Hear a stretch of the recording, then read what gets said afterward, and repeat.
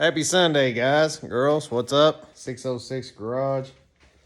Got the radiator sitting in place now. I did not go back with that Chinese aluminum radiator. Let me rephrase that. I have went back with a Chinese aluminum radiator, but this is factory style radiator. The reason I did that is because that other radiator is probably about a 1/4 inch shorter, which you almost couldn't notice it, but under these things right here, it would slide back and forth. And I had like even a couple strips of rubber hose that I cut in half to space it up. I'd ordered this as soon as I punctured the other one, but I forgot that I'd had the other one. So I went ahead and installed this one, and we'll see how it acts. And I can tell you with that other radiator, it cooled better. I could immediately tell it cooled better. We'll see. This one's going to have a lot less volume of water. So we'll see if it cools any better. I just got to get some clips so I can get my fan shroud, back up there. And hook my two hoses up. We're going to dump some water in it. Let's get started. All right, now I've got the clips on, bolts on. What no point in y'all seeing that. Basically, I just trimmed off the bottom of the clips because this was kind of shallow right here. I just cut them off so I could still use what was there. All right, now give me a straight screwdriver. Tighten up my water hoses.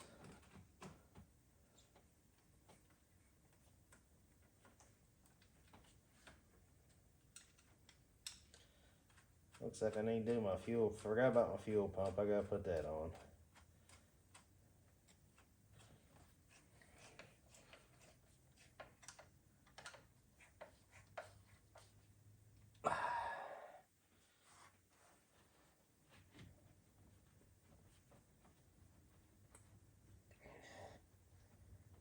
Okay, well, I finally get to use it. I bought a specific screwdriver for this one down here. As you can see, it's a long one. I just run down here, get on it where I need to be, and I'm not fighting anything, you see. Works out pretty good.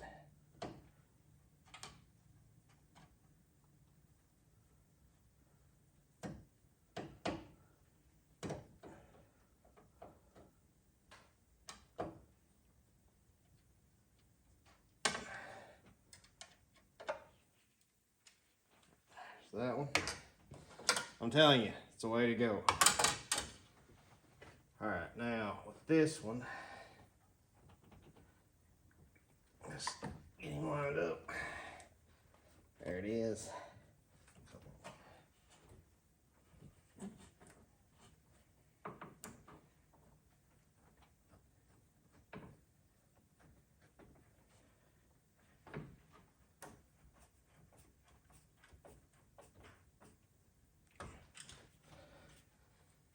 All right, now let me show you something.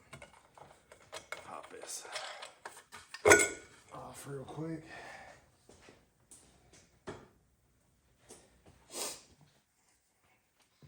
Now, I have the plug out of this right here. I'm gonna leave it out. I'm gonna fill this up, and this helps vent the motor when you put antifreeze in it.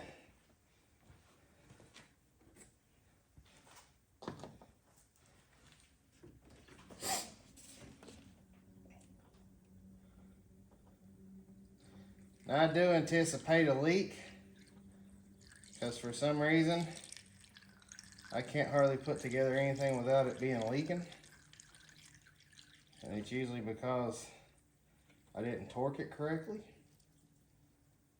Go figure. Now, I did take a lot of antifreeze out of this engine this time.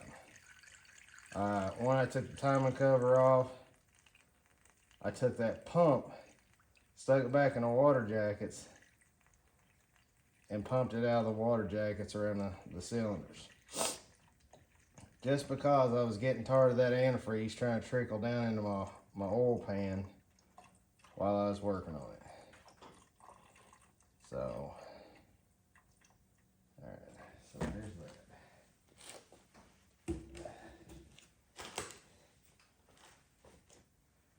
Alright, now, we got one more left here. Do I see any antifreeze? I do not see a trace of it. So I will probably have to open another jug of antifreeze.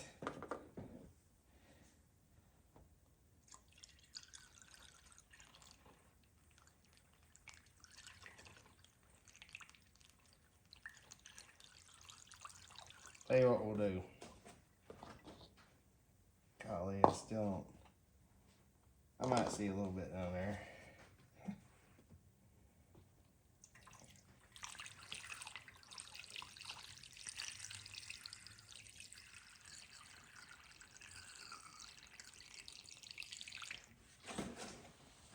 Okay, now I see some.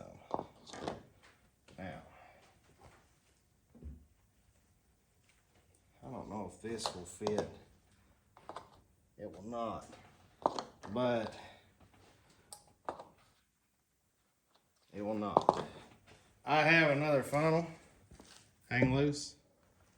All right, found our funnel. Like I said, I'm gonna stick it in right there. That looks perfect. I'm gonna take this out. Looks like I spilled a little bit here. Surprise, surprise. You know, think I'd be a pro at this by now, but I'm not, by no means.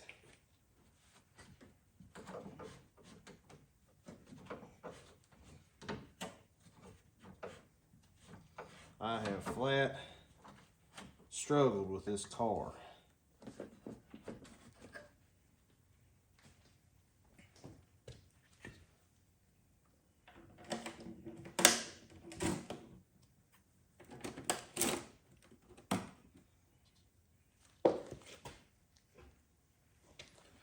All right, now, I don't know if you can see it. Let me move you to right here. Now I'm gonna be over there pouring it in on that orange funnel. You watch this right here.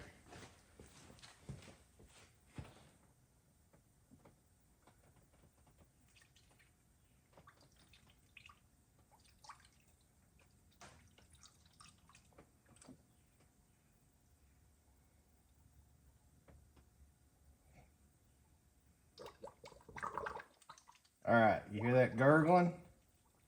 That's where she was starting to airlock. That is the problems you run into whenever you fill one up with antifreeze and run. If you don't watch it, it'll sit there and overheat on you in a heartbeat. Happened to me twice already.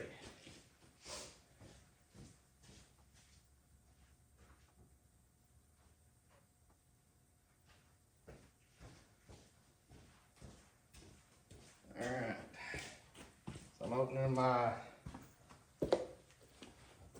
other jug of antifreeze.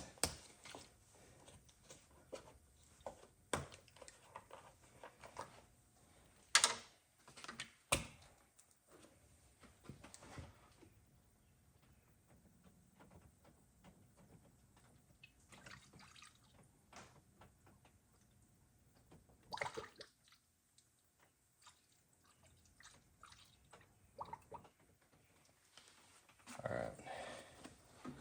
Now, our jug is full. I'm sorry. Radiator's full. Now, this, however, I don't believe is. Well, now I tell you what. I believe it's full. Now, I use Permatex thread sealer. If I can get it to focus in for you, right there. That is extremely good stuff. It's kind of nasty. I've not had one leak with it.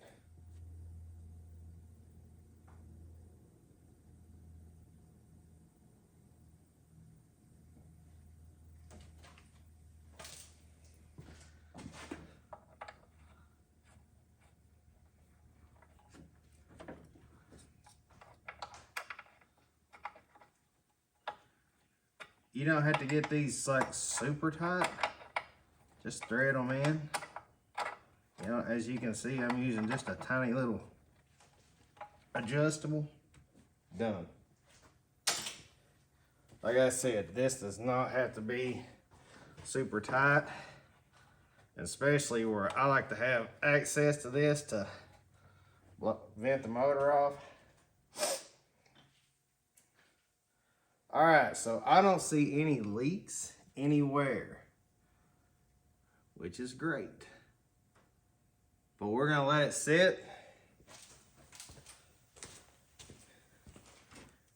And we are gonna make sure. Meanwhile, I'm gonna hook my fuel pump up. Get going from there. All right. Everything's back together. This car fires up. Sounds great. Same problem. Now, I have taken the distributor apart, and I did adjust the gap. It looked like it had a huge gap between the pickup and the magnetic thing. So I tightened it up a little bit. Same thing. I'm now going to change the bushing, you know, that allows the movement for timing. And it had a middle of the road bushing in it. I'm going to put one that takes a little less out of it. Excuse me. But I'm about out of options here. And I mean, you can sit there and fire it up and rev it, and it sounds awesome, sounds mean, like it's going to do something, but it doesn't. And I don't know. I can't help but to think it's in the distributor, because the car, before I got rid of the DuraSpark, it ran fine. This is, oh well, also, you know, it had the flat tappet cam in the DuraSpark. I put the roller cam and this right here, and I'm going to tell you, this roller cam didn't cause this. So, I'm going to change this bushing. We're going to see what it does. If not, I'm going to have to ask for help. All right, guys, problem solved. The distributor has failed. It just quit completely. So, if you see one of these on eBay, ready to run for $100, just send me your $100. And then go buy you one that's going to work for you. So I'm going to take this off. I'm going to leave them a decent feedback. They may send a replacement at this point. I ain't going to stick something like that back in this car. I'm going to put a steel gear on my factory one. We get a new rotor button for it. Put it back in there and put the DuraSpark back in here. It ran fine like that.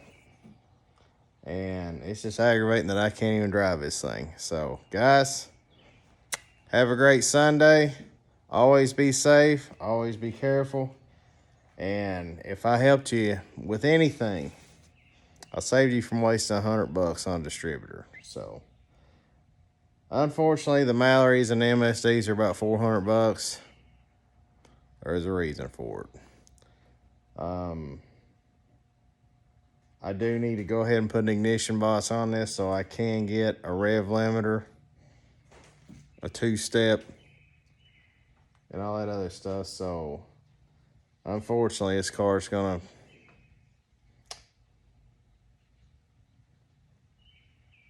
I don't think I'm gonna make June 3rd. But until then, I'm gonna keep wrenching on it. I got other things to do. We got a 5-speed, rear end, all kinds of stuff to do. And then hopefully by then, I'll be able to get me a distributor and a decent ignition system. So, but guys, thanks for watching. Appreciate your support. And happy motoring.